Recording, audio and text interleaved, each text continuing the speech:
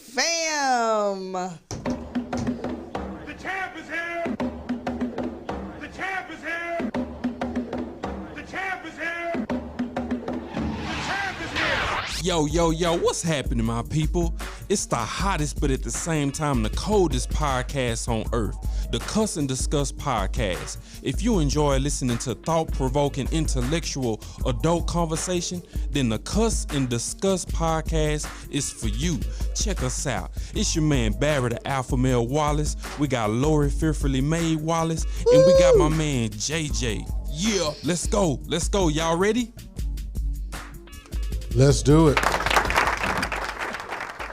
What's going on, y'all? We're live. What's up, Facebook? We live. Cuss and Discuss Cuss and podcast back in full effect. Back at you for another week. And we got a special guest in the studio today. My boy. What's going on, my man? What's up? My man. My man, Lloyd Spence. What's going on? Dude. What's going on? You know, one thing about Lloyd is that most people see him as very, caring and, he loves the people and he's for the people and he's the voice of the people. Mm-hmm. But Lloyd got a little gangster in him. Do I?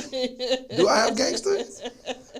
Lloyd got a little gangster. Yeah, I didn't know I had gangster. And he going a little gangster with this little project he got up his sleeve. So we're going to hear all about it, though. Yeah. My man Lloyd got a special project he working on. We want everybody to get keyed on what's going on and how you can help, how you can represent, and how you can support. So we're going to talk about that a little later on. But I got to go into the news. All right. All righty, let's do it. Let's take us to some news we can use. Well, as everybody know, the woman, Tatiana Jefferson, was shot in her own home in Fort Worth, Texas, right after the Amber Geiger shooting. And I'm just like, wow, another one. What are the chances? Police say that Tatiana Jefferson had a gun aimed at the window when a police officer walked up to the window. So he shot. Now, this all started when a neighbor called because Tatiana's front door was ajar. Lights were on. The screen door was closed. Front door is open. He goes to the front door. He looks around. He goes around to the side of the house. He never announces himself. Looks through the window, sees a Tatiana, and I believe her nephew that she was babysitting, and shot. I don't know if he ever saw him. I think the blinds were down. Okay. Yeah, I don't think he ever saw him, Barry. Well, yeah. Which is even worse. But what he says he saw was a gun pointed back at him. So that's what it is. So we'll find out. So the door was open? The front door was open. Okay. Anytime there's a welfare check, I'm not even an officer, y'all. I know this shit here. This is easy. Anytime there's a welfare check, your job is to go to the scene, not expecting a crime, but to check on the owner, the renter, whatever, the person in the home. Right. So your job is to go and knock on the door. Right. Officer Friendly here. Is everything okay? Right. Your job is not to go to investigate and snoop around somebody's house in the middle of the night. Right. And then when you see something in somebody's house, you shoot up in the house. Now, I don't know how that works as police officers. They trying to say it's lack of training. This ain't got shit to do with lack of training. They're trying to say it's because he's only been on the force for a year and a half. I'm tired of hearing this. I'm not an officer, and I know better than that. You don't need training to know that you're supposed to knock on the door to see if the residents of that home is okay. But what it is your mind is impaired. Your mind is impaired psychologically. Because he was in a certain type of neighborhood. If he was in Highland Park, a University Park, I'm sorry to call y'all out. If he was some parts of North Dallas, if he was in Plano and Frisco, would he have done the exact same thing by snooping around somebody's house in the middle of the night? Nope. Or would he have gone to do a welfare check and knock on the door? Right. Well, can I respectfully agree and disagree with you all at the same time? Why does he have to be here? Because I know. Because only for this one point. Because you said it's a lack of training. I would disagree. I say it is a lack of training but not training as a police officer, but training as a human. Ooh. Oh, I got you. Yeah. Because I agree with you 100%. In Highland Park, because you look like Highland Park, you would have gone and knocked on the door. Right. But because you're in a neighborhood that you're already afraid of. Right. So the first training that needs to take place is stop being afraid of people. You're afraid of people. That doesn't make sense. Your job is to protect people. The people don't have to look like you, but your job is to protect all people. I think he was afraid of the environment, the neighborhood. Same thing. Those people don't look like you, and so you're afraid because they don't look like you. Well, then you don't need to do this job. That's what I'm saying. Yeah, you don't need this job. If you're afraid of people, if you that scared, you shouldn't be. This is the wrong job for you. Yeah. I understand what you guys are saying on this one, but I think it's human nature. I don't know how you get rid of fear. Right. I don't know how that happens. So either we need to think the way that we're policing, or we need, you're putting certain people in certain neighborhoods that have that built-in fear. I don't know how you get rid of that. Period. I'm not saying you get rid of the fear. I'm saying you understand how to channel it. Oh, okay. If you're going into a neighborhood of people that don't look like you, you don't go. You need to go into that neighborhood the same way you'd go into neighborhoods with people that do look like you. You can't pick and choose how you're going to channel the fear. Right. I'm not going to be as afraid in the neighborhood that are white. Well, no. Calm down.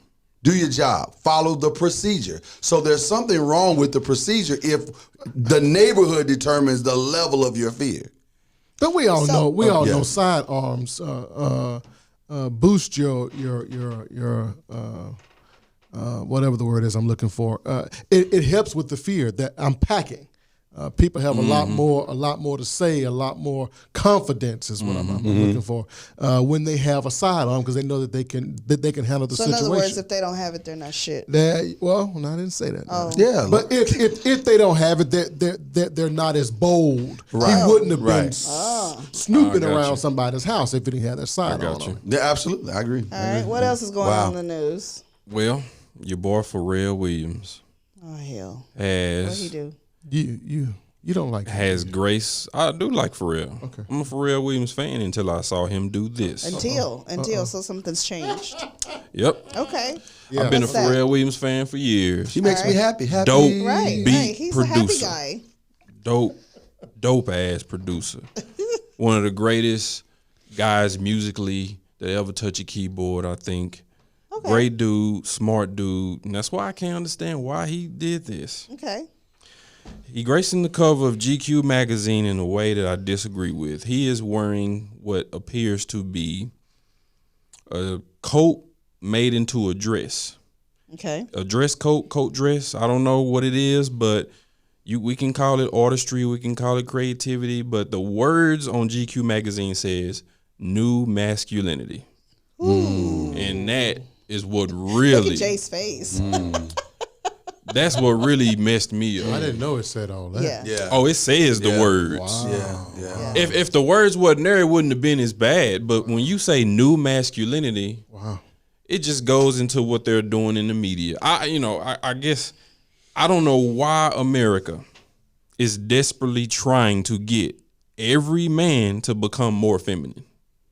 You think so? You think America's doing America is, if you watch commercials, if you watch TV shows, the way they promote and market items and things that they sell, products on television, maybe America's it's just always in there. Maybe America's just trying to get men to be more sensitive. Y'all were raised that if you cry, you're not being, boys don't cry.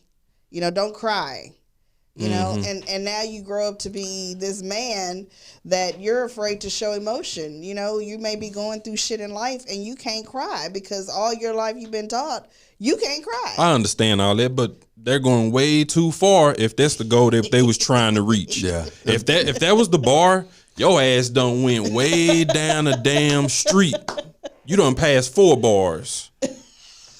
Wow. Shit. I'm look, I'm fending for the youth. You know, I've written a book for young males, and I'm thinking about the little 8-year. I got an 8-year-old son, but I'm thinking about other 8-year-old boys that might not have a father or male influence in the home that's behind his mama in the grocery store in the checkout line, and he looks over and sees the GQ magazine and see Pharrell on that, which it looks like he wearing a dress, and it says new masculinity. What do you think a young boy thinks about that, Lloyd? Well, I was just how would he interpret that? It would be bad. It would be bad. But I guess I was sitting there thinking about the plurality of the statement "new masculinity." I didn't know there was something so wrong with the whole masculinity. Oh, okay. But it may need some tweaking, like anything else. But I mean, is masculinity so bad in its current state that we need to revise it to the point that it leads to look like femininity? God, I mean, God. I'm just wondering. You know, I mean, it's guys crazy grew up, out here. But you know, you guys grew up with Prince. Prince was a little daring. But it was only when he was on stage. The shit Prince put on when he gonna perform. I mean, the makeup, That's true. Prince was true. The heels. But he also did it while having Sheila E., Vanity, Kim Basinger on his side. Like Prince knocked down half of Hollywood. He did. He was a little daring, though. He was a little daring. He was. And you guys turned out just fine. You know why? Prince wasn't a picture of masculinity, though, because we didn't have Prince on a damn magazine at the grocery store talking about new masculinity. Prince wasn't doing that. Prince was after true artistry. The people that's doing what they're doing today in mainstream media, movies, commercials, they are after feminism. They are after snatching the masculinity out of men.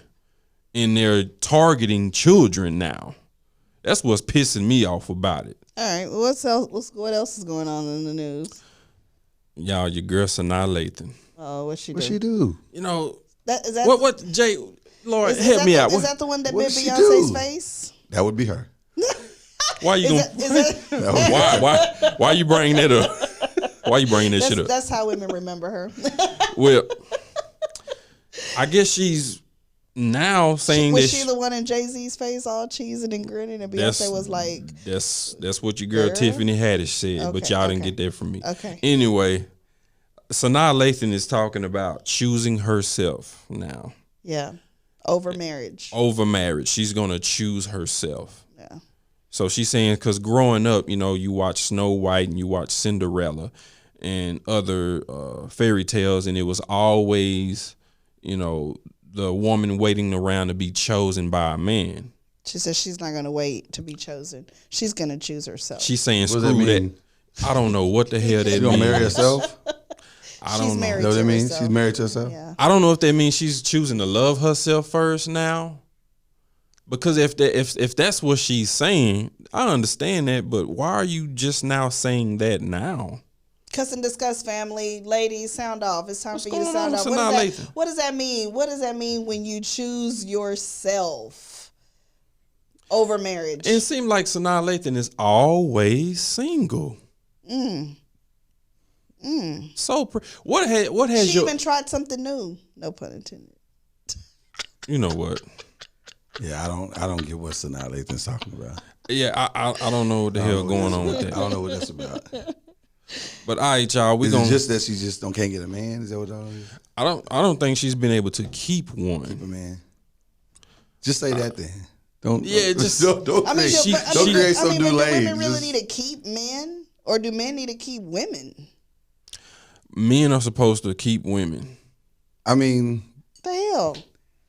But in today's climate, women are not equipped. Wait a minute. That's already controversial. Well, welcome to Cuss and Discuss. I'm not gonna. Where we discuss Let me topics to say, you know what? I never thought of it that way.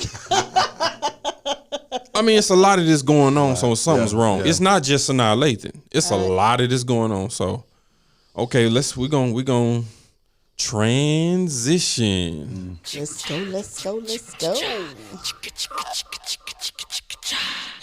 What you got for us, Lord Fearfully Made Wallace? So I am calling a meeting. I am calling a meeting with all of the ladies. Ladies, sound off. Where are you, ladies? Show me some love. I am having a meeting in the ladies' room.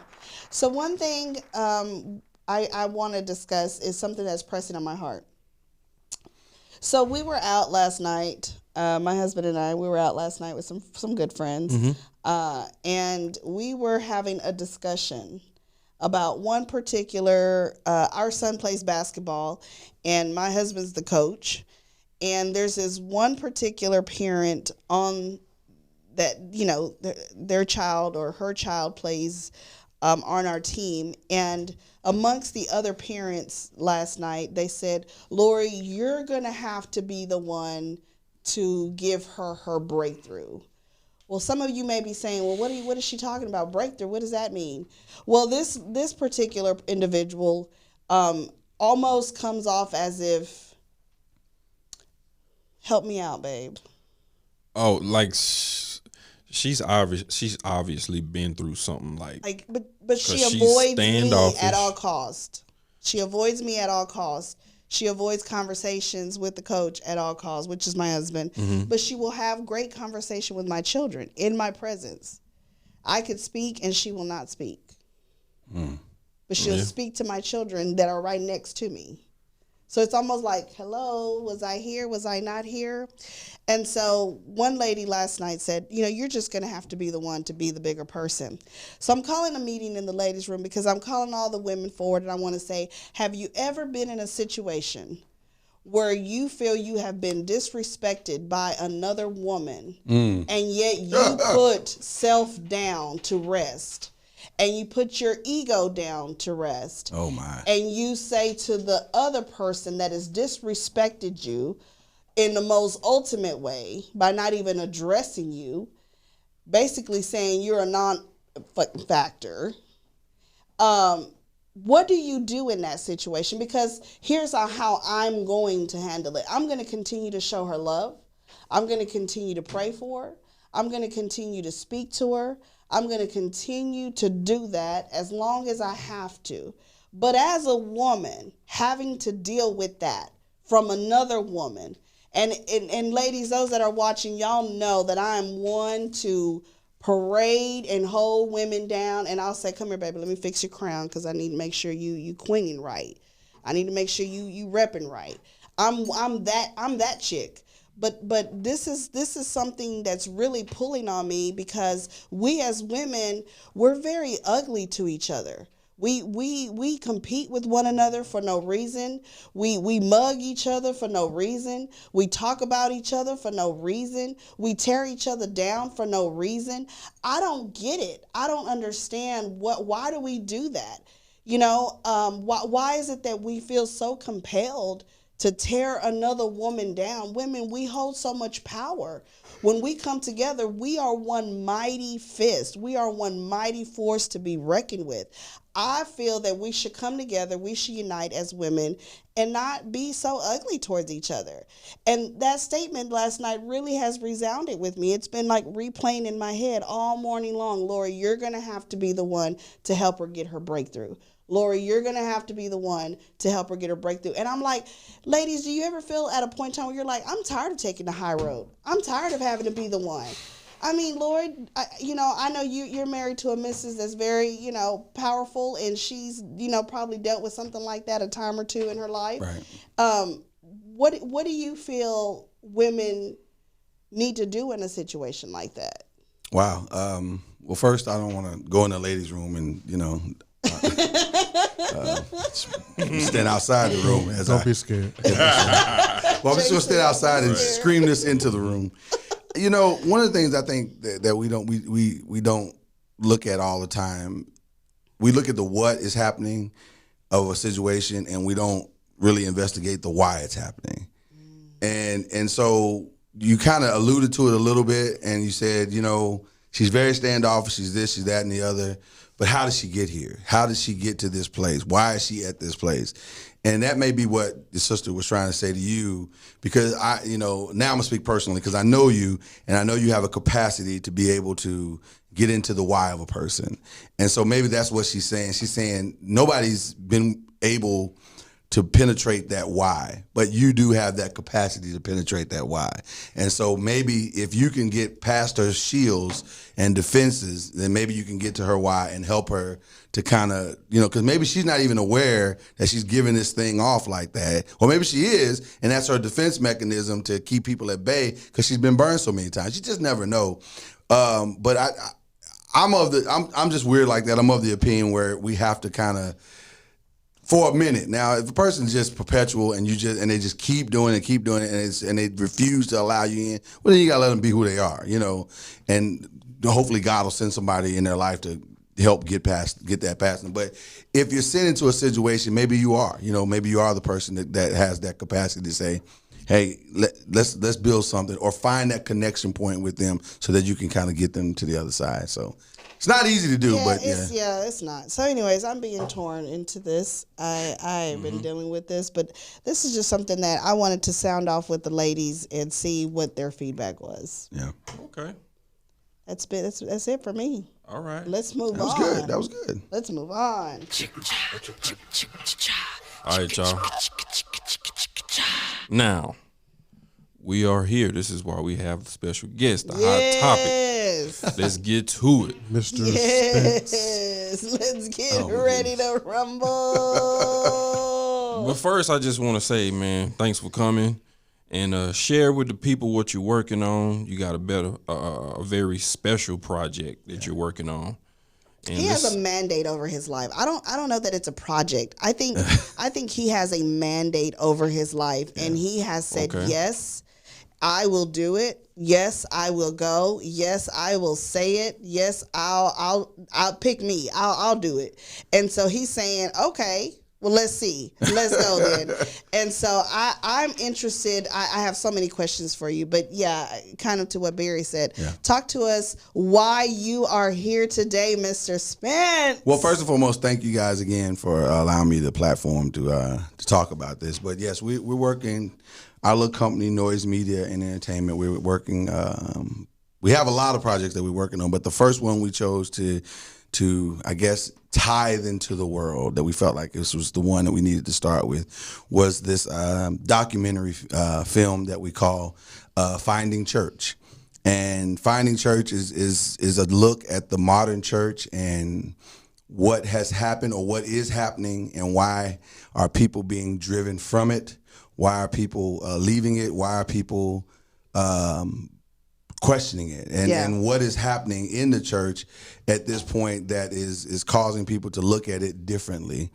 My wife and I, we've been a part of the modern church, what we call the church, for about 20. Well, I've been all my life, but the last 20 years of our lives, we served at a church, and just watching the trends and watching the changes and watching how it's unfolded, there's a lot of things that have happened and are still happening, and it has caused us to wonder and look at some things and go, wait a minute, what is this? And it makes you wonder why.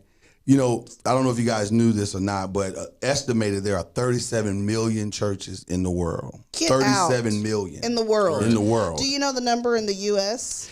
I'm not as versed on the number in the U.S. I will say that 65 to 75% of Americans consider themselves to be Christian. So, and the churches, there are so many churches. I mean, you guys see that. So if there's 37 million churches in the world, I guarantee you 30 million of those come out of Dallas, Texas alone. For real. Real talk. It's very possible. It's very Real possible. talk. There are a lot of churches in the Dallas Fort Worth area. There are a lot of churches. It's a damn block. You know? But what makes that statement interesting, what you just said, is that if there are that many churches in the world, why is the spiritual or Christian influence not as strong as you would think that it would be? And if there are that many churches in the world, why are we still operating from a place of brokenness? Right. Why do we not operate from a place of victory and we operate from a place of defeat? Everything we come from is like something's opposing us, something's against us. It's always something or someone or some spirit is opposing us. Why are we not victorious? Why are we not winning? Well, and there are many that would say it's the devil. The devil is busy and the devil is keeping us from doing this and the devil is doing that, doing that. But when you really start to look at some of the practices of the modern church, you realize the devil ain't doing everything. Right. The only thing that the devil is doing is that he has convinced certain people to act and behave a certain way, and that he's shifted the model from being one of true ministry and true connectivity to people, and now it's a business, and now it's about profitability, and now it's about building something in and of to yourself. And so now when you start looking at that shift, it makes you wonder, should the church do something different? Or what is the real church? Yeah. And so the documentary explores the truth of that statement. What is the real church? Is the church that building that we keep going to every week, that we keep exploring and pouring money into and sitting talking in about pews? Talking about pouring money. So Kanye West has started his own damn church. Or he started his own damn movement. Choir, church, a whole worship experience. Right. And from what I hear, it's off the chain. Right. Yeah, and by the way, it's making people extremely uncomfortable. It is extremely uncomfortable. But he goes up to like the mountaintops in California, if I'm not mistaken, like Calabasas. Yes. Yeah. And he has like, of course, the Kardashian clan, but he has all of these A1 celebrities coming and having worship service with him. So much so that he was at a church called New Birth, and T.I., one of my favorite dudes, went out to support him, and he was being hit up by the church. Yeah, they passed the plate around extra. He played around. What T.I. was like. So my question is, what the hell is wrong with the church? Right. Jay, can you answer that question? What's wrong with the church? What the hell is wrong with the church? The reality is the church has evolved over the years. Okay. The church that we have now, Lord has said, the modern day church. The church has always been changing back from the 1500s forward. Each 1600s, 1700s, 1800s. The church has continued to change and evolve. A lot of that was because people that are in charge of the church eventually grab a hold of power. And grab a hold of money and themselves, and it becomes a lot about the leadership of the church, or the pastor, or the pope, for instance. And many have broken off from the Catholic Church because of the power. Did you say the pope? Yes, because of the power of the pope in the Catholic Church. And many have broken off from this group, and many have broken off, and it's all because of power and money. Right. Well, we're at that point again where the church has become a business, and it's all about power and money. Will you allow the Pope to throw water at you?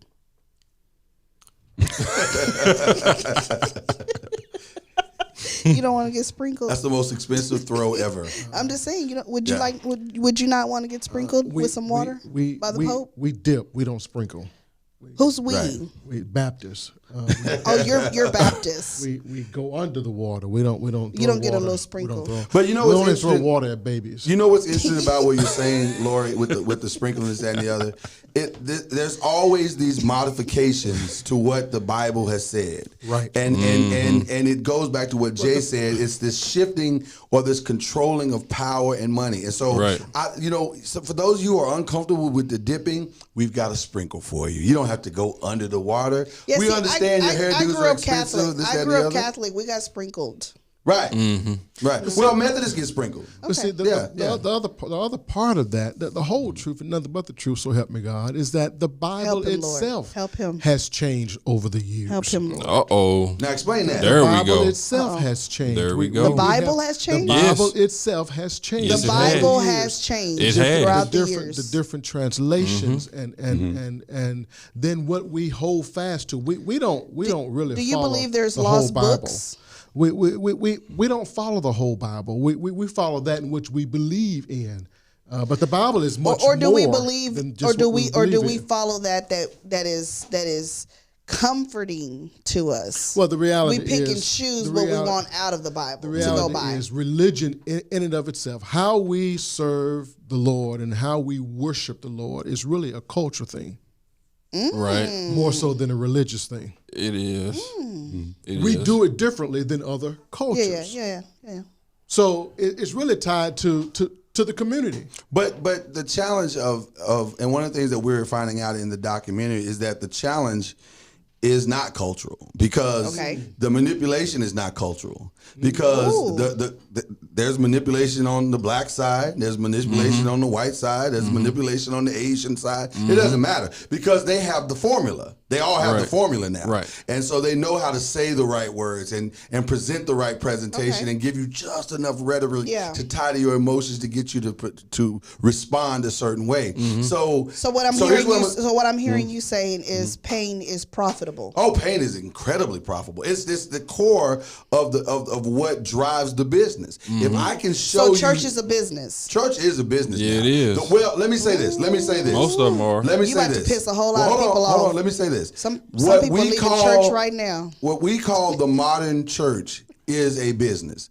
What the Bible calls the church is not. And that's what is at the core of this documentary. What we call, that's why when you say the Bible has changed, it's not the Bible. It's how we have chosen to interpret it. It's how we have chosen to manipulate it. So man has interpreted. Right. How we've chosen to manipulate it. But there are profess. actual scriptures that have been removed from the from modern certain Bible. translations. That's right. But not all the translations. And here's the other side of that, Barry. Here's the other side of that, Jay. The scriptures that are being removed or taken out or added to or whatever, Message Bible, they've given you their own spin on this, that, and the other. At the core of it, that doesn't change the fundamental principles of who Jesus Christ is. I agree with that. So if regardless of that, if we just got back to who Jesus Christ was, we still should be safe, regardless of a scripture here or scripture there. But the problem is, Jesus Christ in and of itself is not profitable. So I can't present you just Jesus Christ. I've got to put on a presentation. I've got to put on a show. I had a young man tell me this one time, and they blessed my soul. He said, Lloyd, if I go to the 8 o'clock service and it has to be done by 9, and then I go to the 9 o'clock service and it has to be done by 10:30 because the 11 o'clock service starts, and all of these services are timed out. They know exactly what time the service is going to start and end. They know exactly what time the song is going to start and end. The preacher has to be. That's not a service. That's a production. Ooh. That's and correct. I completely, emphatically agree, because the moment you remove the opportunity for God to come into your service and do what He wants to do, now all of a sudden it's a different thing. Now, I'm sure there are many preachers out there that are listening, and they will argue and say, well, but you have to have some structure and you have to have some order. There has to be decency and order. Right, Decency and order. And that is the line that we've been fed for so many times, because what that says You have is, to govern I don't yourself accordingly. Right. And that's the line that we hear, because I don't want it to appear that we're out of control. But the truth of the matter is, God is never out of control. And if you allow God to be God, He'll do some things in that moment to show you who He is. And that's really should be the most important thing. Lloyd, do you think you are a rebel with the cause? I don't think so. No? I think I'm... Are you going against the grain of what church is? Probably. Why are you doing this, Lloyd? At the very core, I don't want my daughters growing up in a world where they think that the things that they're seeing coming out of church is right. I don't. That's at the very heart of it all. I have 2 beautiful daughters, highly intelligent and very capable, and with bright futures. And I want their relationship with the Lord to be one of purity. I want their service to the Lord to be one where God Himself says, "Well done." And they don't owe people they don't owe the modern church anything. They owe God the greatest service that they can render unto him. Mm-hmm. And so I want them to understand that there is a way to have fellowship. There's a way to serve. There's a way to tithe. There's a way to do all of these things without the trappings of what is taking place with the modern church. You know what? Let me just say this right quick. Me and my wife, we went to a church. It was a predominantly white church. Big church, and they didn't even take tithe. They have a tithe and offering box. Mm-hmm. And as you leave or as you come into the church, you can just if you want to give, you put it in there and you go about your business. They don't even take up offering. And I thought that was very interesting. And you can just feel wealth in this church. Mm-hmm. And you go to a church. You can feel well. You can feel it. That's interesting. Baby, what you? I agree.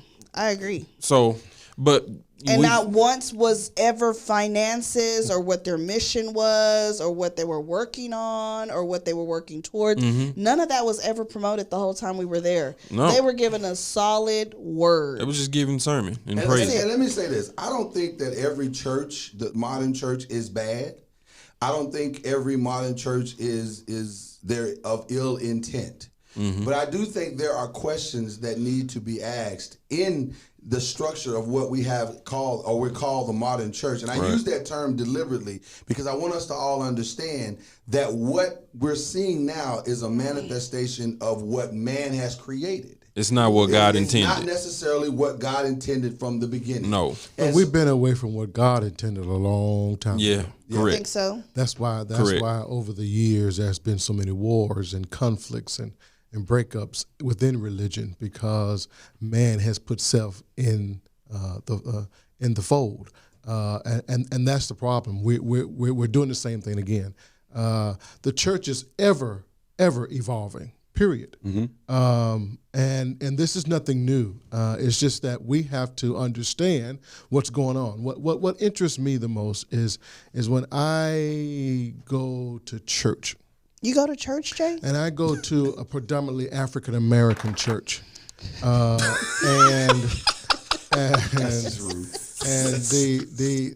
the message in the African American church that I would attend is totally different. Same God.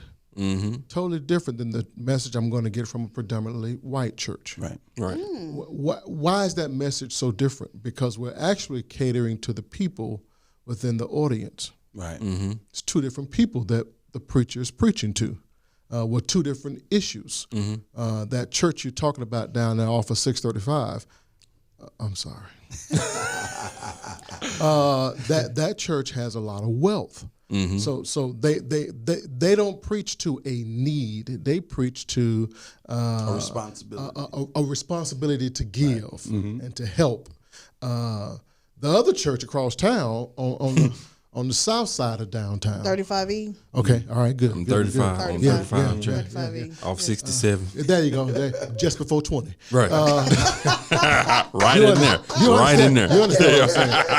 That church is speaking to a different need. Correct. Within the community. Mm-hmm. But what really interests me is the same God, two different pastors, and they can't see eye to eye on issues. As preachers, as what's men the problem? of God, as men of God. What's the problem? You have a predominantly white church, downtown Dallas, whose pastor is a Trump follower. Right.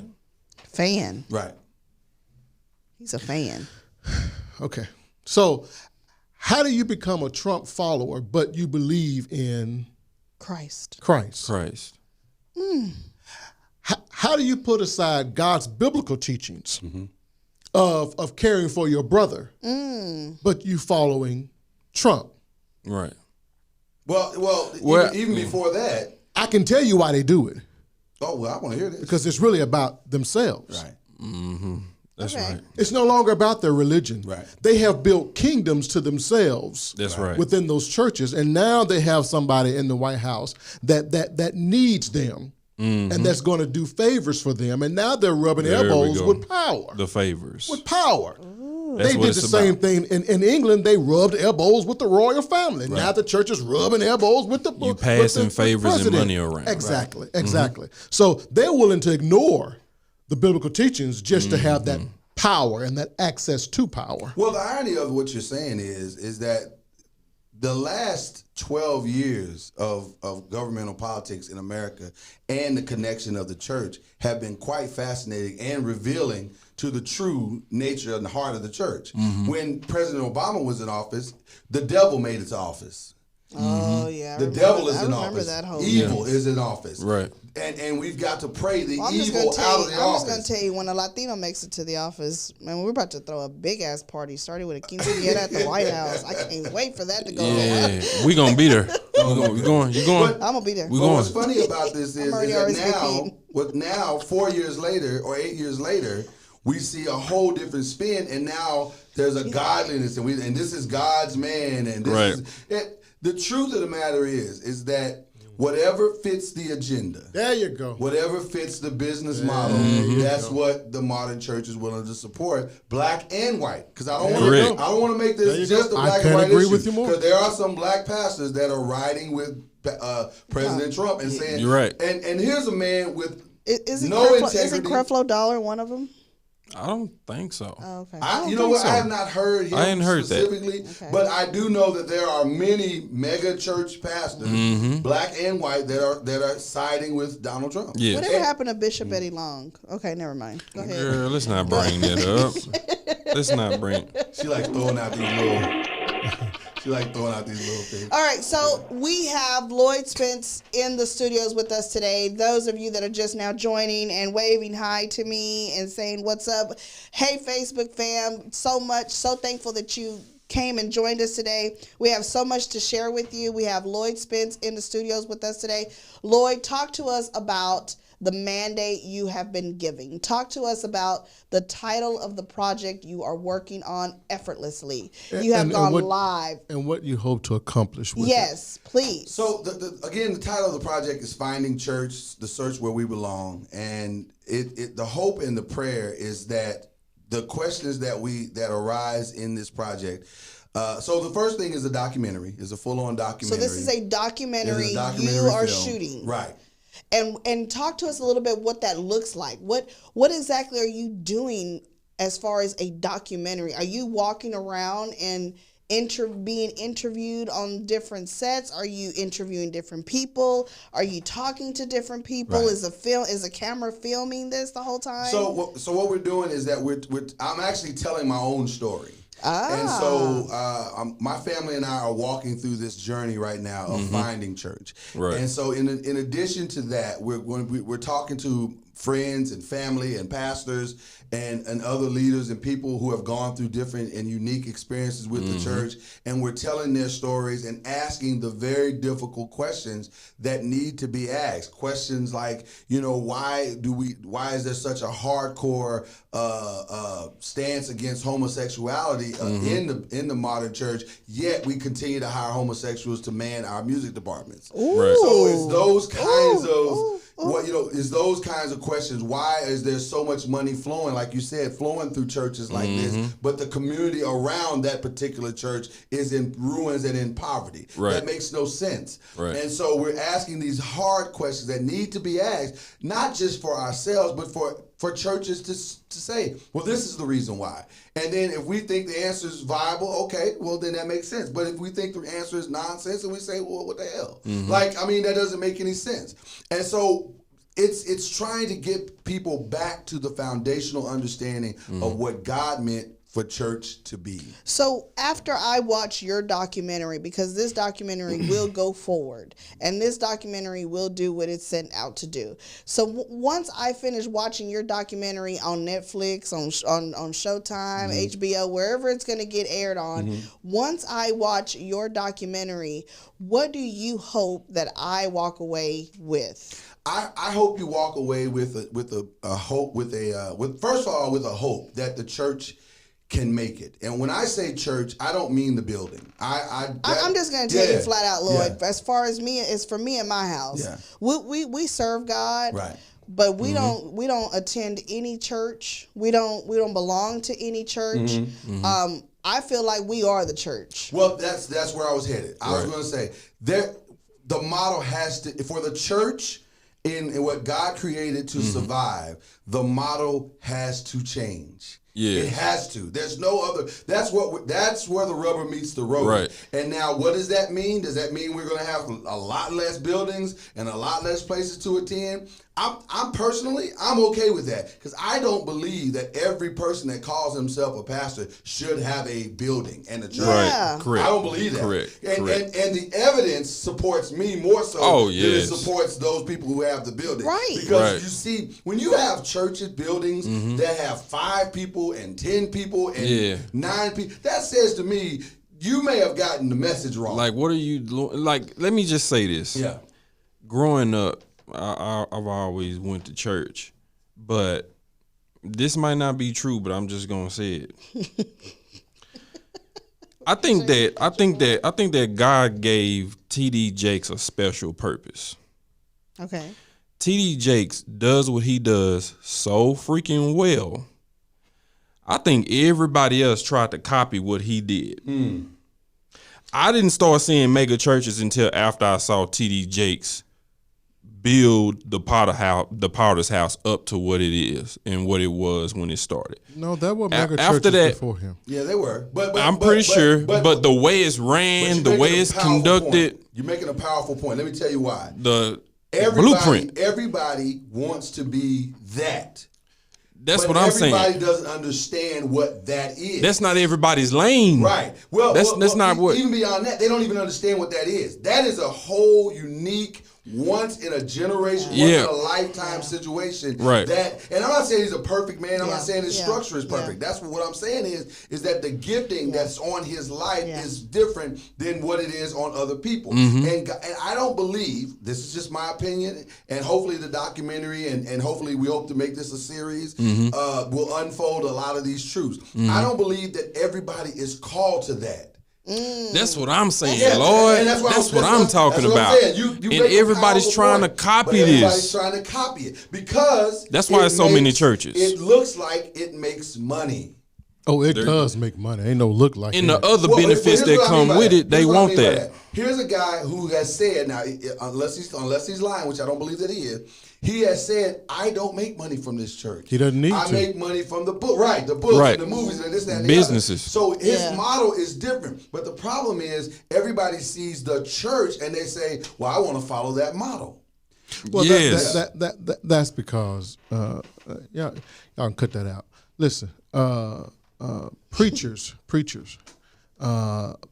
public speakers stand on the platform, motivational speakers, in the pulpit, we used to call it, and preach and teach the word of God.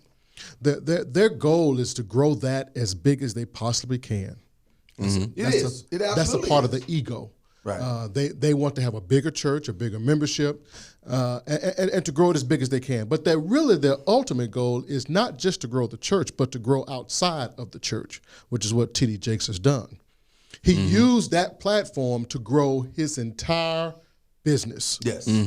Businesses. Right. But because it started. if he goes and writes a book, he's going to promote his book From to the church. people. From the church. To the people in the church. And it's to then the it becomes, church. Right. Exactly. Yeah, then it becomes a New York's bestseller. Right. Exactly. But you wonder why? But here's the thing. Right. I have less problem with that. I don't have a problem with it, but that's the model, though. Than I have of you gathering 1,500, 2,000 people, and this is your financial base. So now everything you do, I'm charging this 2,000 people up, and I'm gonna hit you and hit you and hit you every week, and get you to give till you have nothing left. Wait a minute. Wait now. Because you got to pay tithes and offering at the Potter's house. What are you talking about? It takes money to run that thing. Lloyd's talking about, like, there was a church that did not pay for this mama's funeral. This was a elderly lady. She passed away. They didn't pay for her funeral, and she had been paying tithes for years. And because I think she missed a few months of I'm paying familiar with before that she story. died, and they did not cover her funeral. It's stuff like that I think Lord is That's talking exactly about. what I'm talking about. It's a difference between, and even the model, now see, you're going to get me going on something else, because even the model of tithes and offering, I believe is skewed. Now, some of you saying, well, he don't believe in tithes. Now, I've never said that. And I don't believe that in any way, form, or fashion. In fact, I totally believe in tithes. Right. But I also believe in what the scripture says. It says, bring you the tithes and offering to the storehouse, so that there be meat in my house, that you might be able to prove, and that I'll open up the windows of heaven and pour you out a blessing. Now, that storehouse means something. Now, hold up, Lord. Let me ask you a question before you go any further. Okay. I had somebody on Facebook talk about this, and they said, where in that scripture does it say money? Or why is it money? Why does it have to be money? What's your take on that, Lloyd? I believe this. The model. Jay, you think it doesn't? Yeah, the model is tithes, looking straight back from the biblical model. Because back then, I'm not 100% sure it was money. In fact, it was cattle. It was grain. It was whatever. But what you're bringing is what you've obtained, or what you've amassed as your fortune. What do you have abundance in? What you have abundance Come in. bring some to the storehouse. 10% of that to the storehouse. Right. So that, watch this, we can all have. Now, here's the problem with the modern model. You tied to this church, you don't get none of that. You don't get none of that. You don't get to touch it. You don't get to benefit from it. You don't get any, and so it never pours down. And you have given your electric money. Now your lights are off, and won't nobody pay your light bill. And not only just that, there's a model that is in play to where churches will guilt you to such a degree that you will do what you just said, that you will abandon any type of logical thought or reasonable thought just to make sure that you've put it in there, and to your own detriment. Yeah. And then when you go to the very church, just like Barry said, you go to the very church that you just tied to, they say, well, we can't help you. Yeah. Or if you go more than once. Yeah. Well, we helped you last time. We can't help you this time. We have to help other people. There's something fundamentally wrong with that. We have Henry chiming in. He says, "No, we only follow what we like when it comes to the biblical stance. When it comes to scripture, he's chiming in on what Jay was saying earlier. Sure. So he commented and said that, Lord, I want you to help us understand why you feel that this project is important for America and for the world to experience." I really believe that Jesus Christ is for real. Yeah. I think he's the real thing. I think his example, his love, and his ability to change people is real. I'm a product of that. And that is so critically important to what I think could help to heal this world. If we were truly to follow his example of love, we could really help people. But it has to be his example. And we have to get all the other stuff out of the way. We have to unlearn a lot of stuff. We have to unlearn a lot of stuff and remove all of the things that have blocked us from being effective. And so I think this documentary is important because it helps us, hopefully will help us get back to the real truth of what God is calling us to do, what Jesus Christ is calling us to do. Because I don't think there's anything wrong with Jesus. I just think his representatives suck sometimes. Ooh. Right. Yeah. Ooh. And then there are so many people who don't understand that this person that God appointed to this position, he's not unflawed. Okay, so he has just been placed in this position to help you interpret what God wants from you. To that same point, I don't think there are as many pastors as what claim that there are.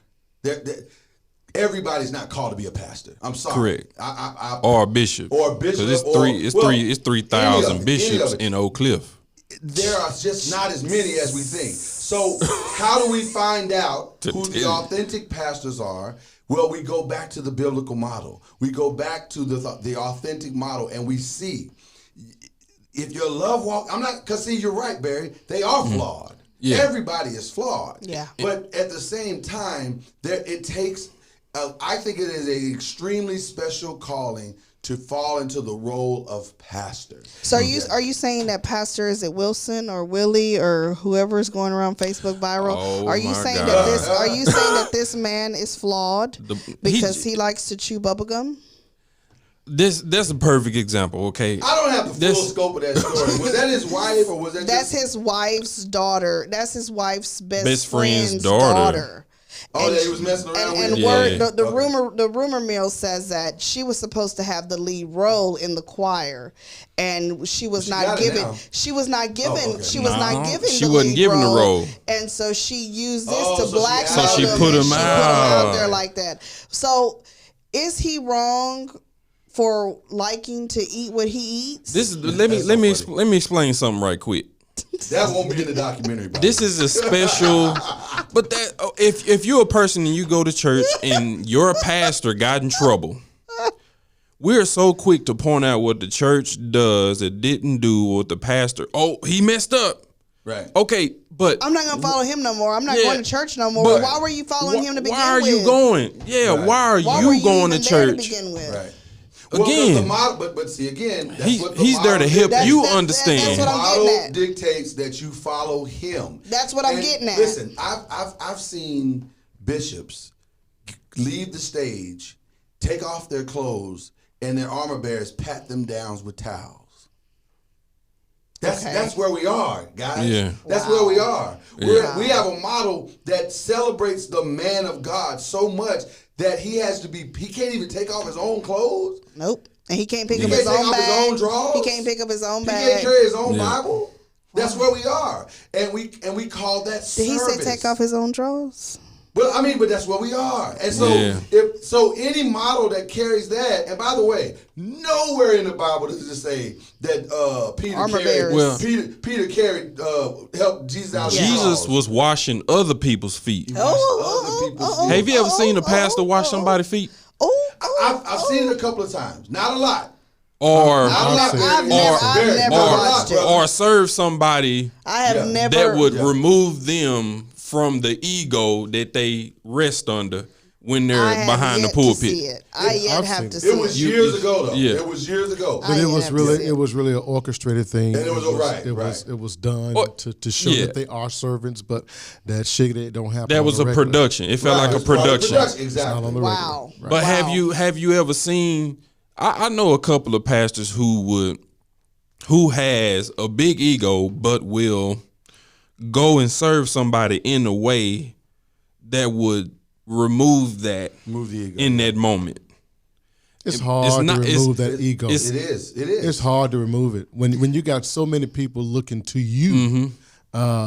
And even if the pastor don't preach that Sunday, the membership don't even show up when he don't preach because they're following the preacher. They're not following the word. Right. It's really hard to let go of that ego and deny your ego because most of us, we all are ego driven. So we have to figure out a way to deny that and be servants of God. That's the whole thing about. That's the whole thing. The Bible talks about denying yourself. It's really talking about denying your ego. But guys, here's the problem.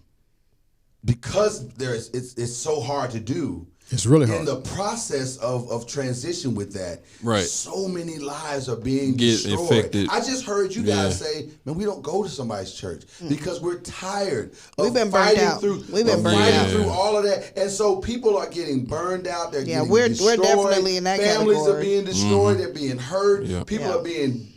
Listen, there was a thing that was going back about 6 months to a year ago about church hurt. There was a hashtag church hurt, and people laughed at it. Said, "Oh, that's funny, that's funny." But the truth of the matter is, real. that's so real. And I'm talking to more and more people who are just tired of the thing that that has been created, which is this modern church model that is really hurting people. So, Lloyd, what do you need to accomplish this goal? Well, we're in the home stretch, hopefully, and we're trying to raise. We started a fundraiser to raise hopefully the last $25,000 because me and my partners, we have an opportunity to go to the Cannes Film Festival next year, which is the biggest, I'd say the biggest film festival in the world. Okay. And we have an opportunity to go to that film festival next year. Okay. And so we're trying to finish up and hit some deadlines this year so that we can finish the filming and the editing of the film and finish it all up hopefully by the end of January. But we need to start now. To finish it up, and so we're trying to raise $25,000. And what is a $25,000? What is that going to do for your project? Oh, everything. It allows us the true time. It covers the travel expenses. It covers all the editing expenses, all the things that we need to do to finalize this film. Okay. And so that's what we're trying to do to raise that. And money. if somebody's watching and wants to donate towards the cause, how can they do that? What's their way of helping you out? How can they give you the money? So one of the things we didn't do is we didn't start a GoFundMe or Facebook page thing because it takes so much money out of the fees. And so we're trying to do this in a more direct mode. So as weird and as crazy and maybe even as ghetto as this might sound, we're using apps like Zelle and Cash App, or you can contact us and we can make an arrangement. So I've even had a couple of people mail it actually into me. Okay. And that's fine as well. But we're just trying to figure out a way to get the funds over and to connect and just to raise the final funds. And we said our goal was very simple. We tried to do 1,000 people for $25 a piece. But the truth of the matter is, whatever you'd like to give, we are more than willing to receive it. And all the proceeds, all of the money that you give is going to go to the finalization of this film. Well, I can say that as far as the Wallace clans go, we have given towards the cause. Yes, you have, and thank you very much. And I'm really, really supportive of you. I am so proud of you. I commend you. I am very, very excited for you. I know that this is going to be amazing. It's going to be a great project. Yes. Yeah. But where can people go? Like, where do they go? Where can they go and follow you or talk to you, or how can they get in contact with you? You can contact me on everybody's been contacting me on Facebook primarily. Mm-hmm. Where are you on Facebook? How can they find you on Facebook? Great question. You can find me at my Facebook page, which is Lloyd H. Spence Jr., or you can go to our Facebook fundraising page, which is Finding Church documentary. So yeah. Do you have an Instagram? Do you have a Twitter? I do have an Instagram. I don't use it as much. Okay, all right.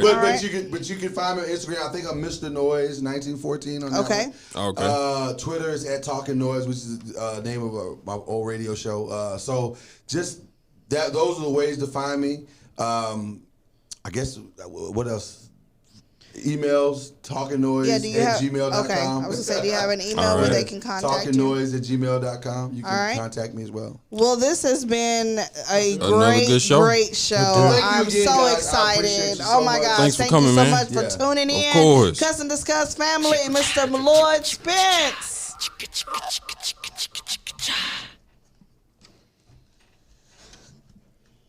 Oh, that was awesome. Did you push that button?